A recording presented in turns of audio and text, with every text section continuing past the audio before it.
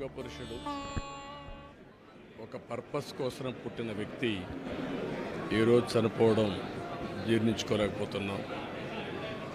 రామోజీరావు గారు నాకు 40 సంవత్సరాలుగా తెలిసాయని. ఆయన అనునిత్యం సాధన చేసింది, సమాజ హితం కోసం పనిచేశారు, ఈ తెలుగు జాతి కోసం పనిచేశారు.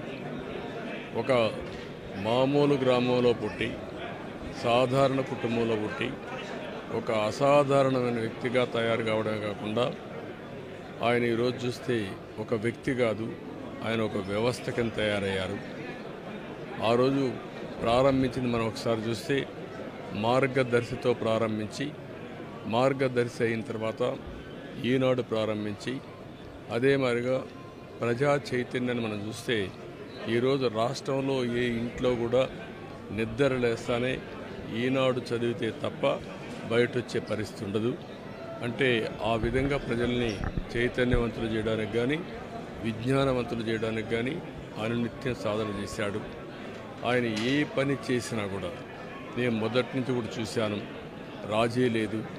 40 ఏళ్ళుగా నేను ఆయనతో కలిసి ఉన్నప్పుడు కూడా, ఆయన పరిచయం ఉన్నప్పుడు కూడా ఏ రోజు కూడా ఆయన ఒకటే చెప్పేవాడు, మీరు ఏమి చెప్పినా నేను మాత్రం ధర్మం ప్రకారమే పనిచేస్తాను, విధి నిర్వహిస్తాను తప్ప నేను ఎల్లప్పుడూ ప్రజాపక్షానే ఉంటానని చెప్పి స్పష్టంగా చెప్పిన వ్యక్తి రామోజీరావు గారు.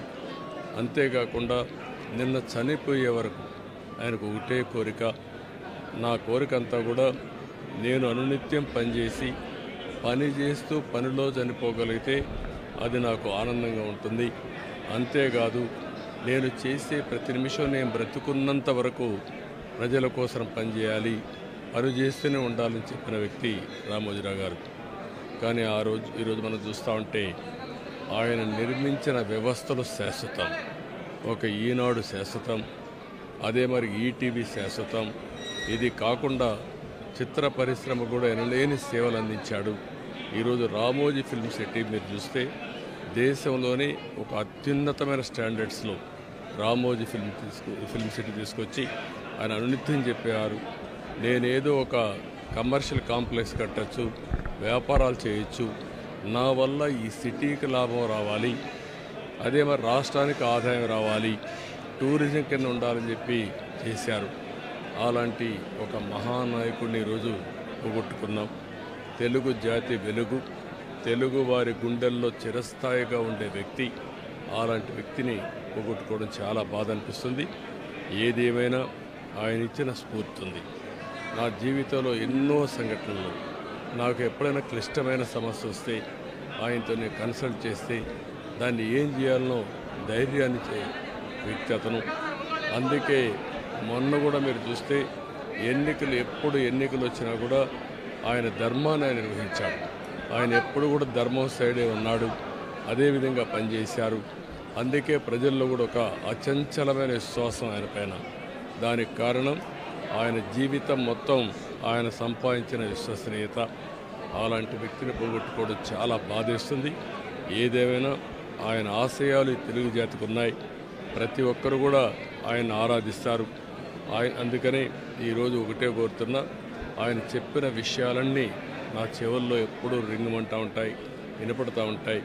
తప్పకుండా మళ్ళా తెలుగు జాతిని ఏ విధంగా ముందుకు తీసుకుపోవడానికి, అదే మరి ప్రత్యేకంగా ఆంధ్రప్రదేశ్ నష్టపోయింది, ఆ రాష్ట్రాన్ని అభివృద్ధి చేయడానికి రామోజీరావు గారు ఇచ్చిన స్ఫూర్తితో ముందుకు పోతానని చెప్పి తెలియజేసుకుంటూ, మరొక్కసారి ఈనాడు ప్రేక్షకులకి, ఈటీవీ ప్రేక్షకులకి, రామోజీరావు గారి ఈరోజు ఈ సంస్థలో పనిచేసే సిబ్బందికి, అదే మరి కుటుంబ సభ్యులందరికీ కూడా నా ప్రగాఢ సానుభూతి తెలియజేస్తున్నా. వారికి భగవంతుడు ఒక శక్తిని ఇవ్వాలి. ఆ శక్తితో మళ్ళీ ఈ లెగసీని కంటిన్యూ చేసి రామోజీ గారి యొక్క స్ఫూర్తి చిరస్థాయిగా ఉండడం కోసం వాళ్ళు పనిచేస్తారని చెప్పి ఆశిస్తున్నా. అదే సమయంలో ఆయన ఆత్మకు శాంతి కలగాలని భగవంతుడిని మనస్ఫూర్తిగా ప్రార్థిస్తున్నా. ఆయన చేసిన పనులు శాశ్వతం. భవిష్యత్తులో కూడా తెలుగు జాతి గుర్తుపెట్టుకునే విధంగా చేశారు. అలాంటి ఆయనకు మనశ్శాంతి కలగాలని భగవంతుడిని మనస్ఫూర్తిగా ప్రార్థిస్తూ, తెలుగువారి అందరూ ఆశీస్సులు ఉన్నాయి, ఆ ఆశీస్సులు ఆయనకు ఎప్పుడూ ఉంటాయని చెప్పి కూడా కోరుకుంటూ